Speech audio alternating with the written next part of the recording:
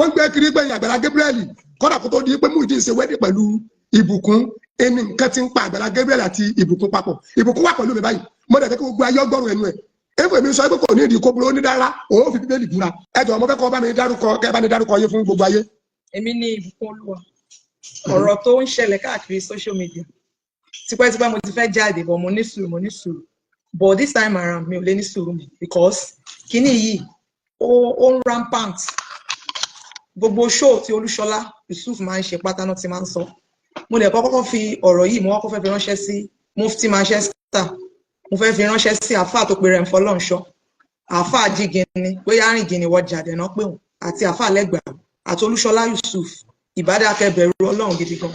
because ọ̀rọ̀ ṣojú yín Bíbélì ní ẹ wádìí ohun gbogbo dájúdájú káde fi tó díẹ̀ tí òtítọ́ bẹ̀rẹ̀ káfí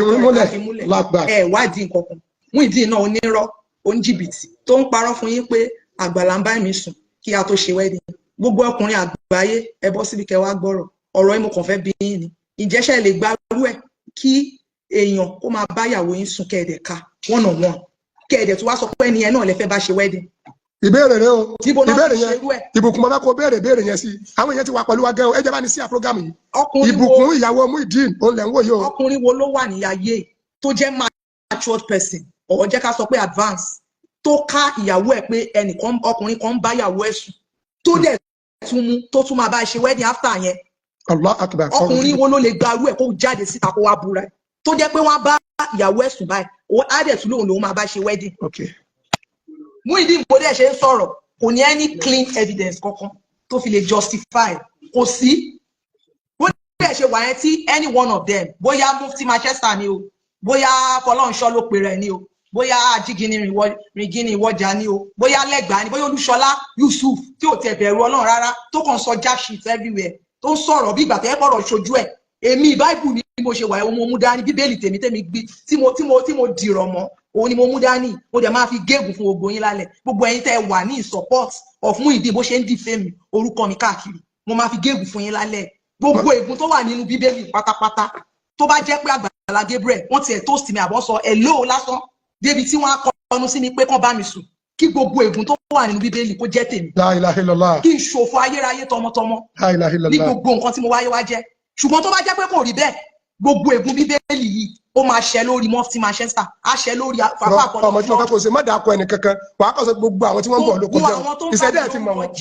ìṣẹ̀dá ẹ̀ ti mọ̀ wọ́n. Muyideen àti any one of them tó ń support Muyideen pẹ̀lú bó ṣe ń defame orúkọ mi káàkiri tó ń bá mi lórúkọ jẹ́ káàkiri pàgbàlà ń bá mi sùn kí gbogbo wọn pátápátá kó rí ìkọlù Ọlọ́run gbogbo ègún tó wà ní Bible pátápátá kó jẹ́ tiwọn kó jẹ́ tọmọ wọn kó jẹ́ tọkọ kó jẹ́ tìyàwó kó jẹ́ tọmọ kó dẹ̀ jẹ́ ìrandíran títí dé ìran kìíní títí dé ìran kẹrin. èmi ni mo sọ bẹ́ẹ̀. Ìbùkún ṣe ń tó ń sọ fún wa ní ìsìn ni pé tí Muyideen sọ pé òun ká ìwà àtàgbàlá lẹ́ẹ̀kínní lẹ́ẹ̀kejì lẹ́ẹ̀kẹta irọ́ ni. Irọ́ gidi. La ilaha illallah. Bíbélì ni mo mú dání. Olúṣọlá Yusuf máa dúró tó lé orí evidence. Olúṣọlá Yusuf ìyá jákujàku ni bullshit local kò tiẹ̀ mí rí nínú gbogbo blogger ẹ wo bóun ṣe rí rádaràda ẹ power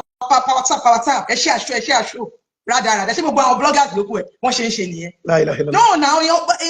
ẹ ṣe ẹni ìwádìí kankan ẹ ní ẹni clean evidence èèyàn dẹ̀ sọ̀rọ̀ fún yín bẹ́ẹ̀ dẹ̀ gbà sórí ẹ bẹ̀rẹ̀ sí ṣe pé gbogbo ìpè tẹ́ ẹ ṣẹ́ pátápátá fúnra yín àtẹ̀yìn o àtọmọ yín o àti ọkọ o àti ìran yín títí dé ìran kẹrin yín gbogbo ẹ̀yin tẹ́ support Muyideen láti máa defame bọ̀ mi lórúkọ jẹ́ káàkiri pátá lórúkọ Jésù Ọlọ́run máa kọlù yín tọmọ díran ẹ máa rí ìbínú Ọlọ́run gbogbo àwọn abiyamọ ayé abiyamọ ọ̀run ó ti kẹ̀yìn sí yín látàlẹ́ yìí ẹ tún ráàánú gbàmù lórúkọ Jésù àánú máa ká kúrò lórí gbogbo yín lórúkọ Jésù ẹ máa ṣiṣẹ́ ní. máa padà gbé ìpè wọlé o mo gbọ́ Ìbùkún mo fẹ́ béèrè ọ̀rọ̀ tó ń sọ ní ìsìn jẹ́ kó yí wáyé pé o ní Àgbàlá Gabriel ò sí ẹ̀ ló bóyá mo láìkì ẹ rí. wọ́n ti ẹ̀ bá sọ rí. òkè kó tó di pé ìwọ àti Muyideen bá pàdé ńkọ́. gidi gan òun ni Àgbàlá Gabriel gan wọn ò fọwọ́ sí pé kémi àti Muyideen fẹ́ra wọ́n expect pé kí Muyideen fẹ́yàn láti diaspora kó fẹ́yàn láti outside the country kóhun tó fún rẹ̀ ló kúkú máa ń wọ́ mi lẹ́yìn máa jókòó mi láwọ́ mi lọ sọ́dọ̀ wọn pé ìyàwó tó ń fẹ́ lélẹ̀ ọ̀rọ̀ jẹ́ ìwà débẹ̀ torí èlò gbogbo nǹkan tẹ gbàgbàgbà káàkiri náà òfo náà ni gbogbo ẹ̀ nọ́ọ̀tì ilẹ̀ rí èèyàn Ọlọ́run sí lẹ́yìn alábòsí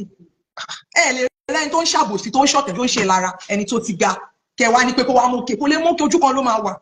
fáàtì ò ní wà ká ní ká má sọ ẹ tiẹ̀ wá ṣe anything ẹ rí ọ̀rọ̀ gidi sọ mọ́ ọ̀rọ̀ ráhùnráhùn bẹ́ẹ̀ náà nìkan pè lórí show ó ní ẹ nígbà tí imagine nígbà tí Gabriel yẹn tó ti ń yọ okó ẹ̀ síta fún ìyàwó Muyideen gbogbo yín pátá ẹ máa ráre kú àtẹni tó pè ó àti gbogbo àwọn tó support gbogbo ọ̀rọ̀ tí Muyideen sọ ipá Agbala Gabriel ń bá yín sùn lórúkọ Jésù gbogbo yín ẹ máa ráre kú ẹ máa ṣẹ̀sìn gbangba Ọlọ́run máa já gbogbo yín sí òwò ẹ tiẹ̀ ti rí kọlù Ọlọ́run látàlẹ́ yìí ẹ tún ráàánú Ọlọ́run mọ́ gbà Olúṣọlá Yusuf mo tún tẹnu mọ́ tẹ́ bá fẹ́ kí iná ọmọ kó jó yín láyé yín tí bá tún gbọ́ Muyideen gangan tó bá tún repeat anything tí bá tún gbọ́ anything màá tún sue ẹ ní I'm going to sue him